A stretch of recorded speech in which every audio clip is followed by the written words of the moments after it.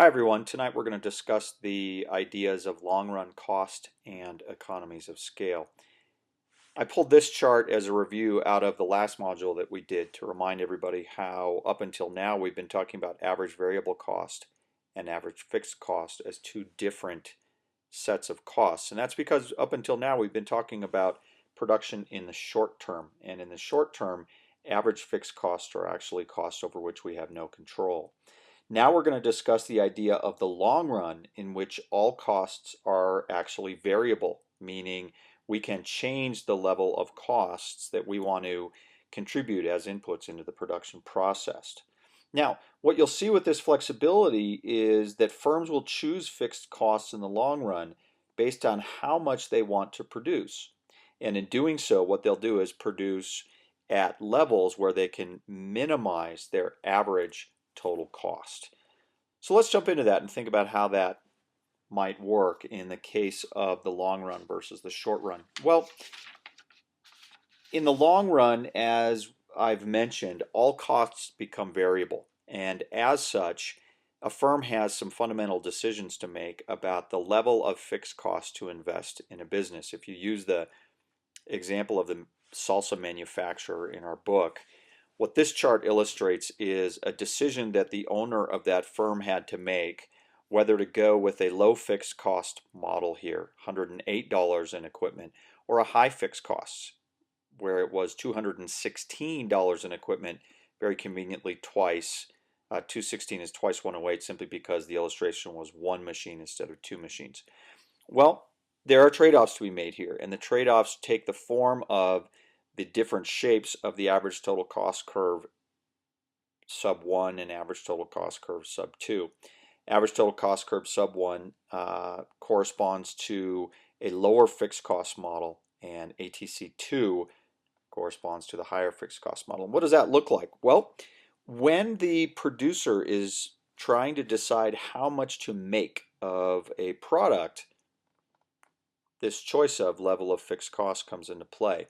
As you can see here and is stated in this chart, at low output levels, so here defined as below 4, low fixed cost yields lower average total cost. And that should be pretty straightforward given the fact that average total cost is fixed cost plus variable cost. And in this low output environment, you will have a lower relative fixed cost because you have one machine instead of two machines, and you also have fewer hours of labor being your variable cost. Conversely, at the low output levels, you have very high average total cost in the high fixed cost model simply because you have higher costs being spread over fewer units of production. Once you get into this higher output levels, again here defined by output levels above 4 cases, you'll notice that the trade-off essentially flips. You go from a lower average total cost model in the low fixed cost, here one machine, and suddenly you're actually getting lower cost with two machines. Why is that? Well, it's because of an important assumption we make in this model, and that is that as you add fixed cost, add number of machines, what you're doing is lowering the number of laborers that are required in order to produce the same output. And in this case, labor is tracked as variable cost.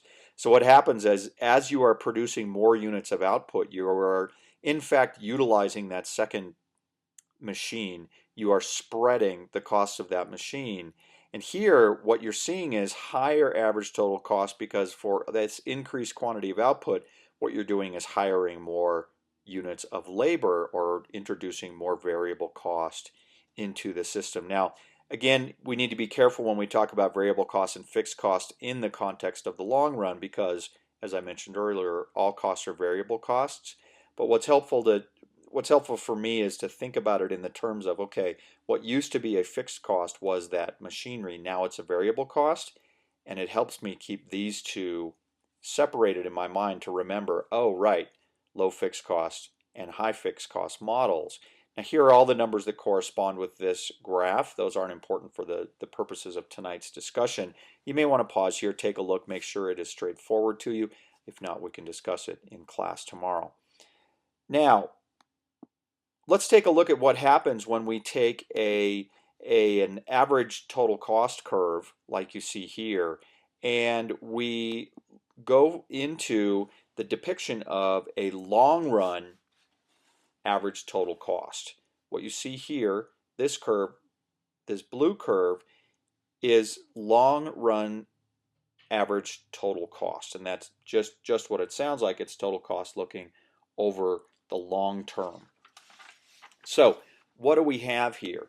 Essentially, what we're looking at is basically two sets of curves. We're looking at a series of short run cost curves, and then we're looking at the long run average total cost. So here's what happens. At any level of output, what a firm is going to do is seek the minimum point along its average total cost curve. For example, you'll see here an average total cost of 6 units of output. You have a firm that seeks an average total cost in relation to the amount that it's outputting to minimize, again, to minimize average total cost. You'll see also here if it's producing at 9 units, it's going to seek the lowest point in its curve along the curve that corresponds with the intersection of that number of units. And similarly, if the firm is producing 3 units, you're going to see where it seeks out the lowest possible place on the curve that it can in producing that number of units of output. What happens with the long run average total cost curve is we get basically a combination of all of those points that comprise the lowest possible short run average total cost and production quantity intersections that add up to this long run average total cost curve. Another important thing to point out on this particular graph, if you have a firm that has optimized its average total costs to produce 6 units of output, it'll be operating at point C. If for some reason it has to reduce output, it's going to move up into a much higher point along its average total cost curve, and again higher because now look what happens to the corresponding average cost of a case going from C to B. What it will do is in the short run it will operate at that level looking to get back down to a cost that is much lower if it can get output back to 6 cases. Similarly, if it produces a higher number of cases in the short run, it's going to hit this average total cost curve at a much higher average cost per case, but seek to get back down to 6. If a firm realizes that it is in fact moved from 6 to 9 and that's a permanent arrangement, what it will do is seek a spot by changing its fixed cost. What it will do is seek an output level that is equal to where it was here, but do so in a way where it adds more fixed cost that can actually decrease the long run average total cost at which it is operating. On this curve, you see that there are areas of economies of scale along the long run average total cost curve, and there are also diseconomies of scale along the same end of the curve. This idea of scale is very important, and that is scale effects are those where a firm can experience either decreases in cost with increases in output or increases in cost as output goes up. And here's what happens in a firm. If a firm's experiencing a scale effect that results in economies of scale as output increases, it simply means that the amount of output drives the average total cost down. And you can think of firms where there are tremendous startup costs, and something like a power plant, where there are economies of scale gained as the number of units increase. Now, there are also experiences where you can have diseconomies of scale, and that happens at a point where a firm gets so large that generally communication and other points of coordination start to break down, and their average total cost actually increases over time rather than decreasing over time.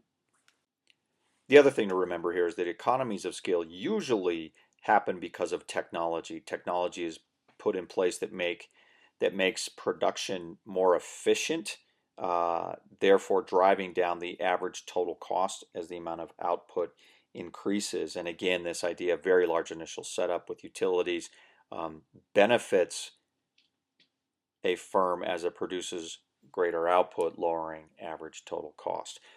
The other concept that came up in tonight's reading is this concept of sunk costs.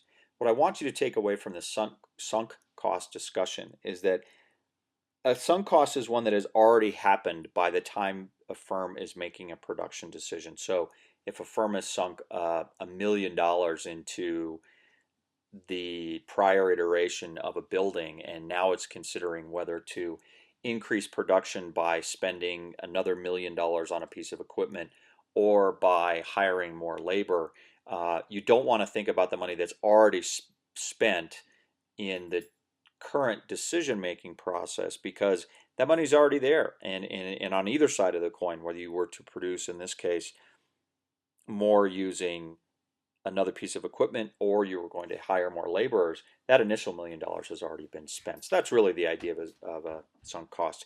That's it. Have a great evening, and I will see you tomorrow.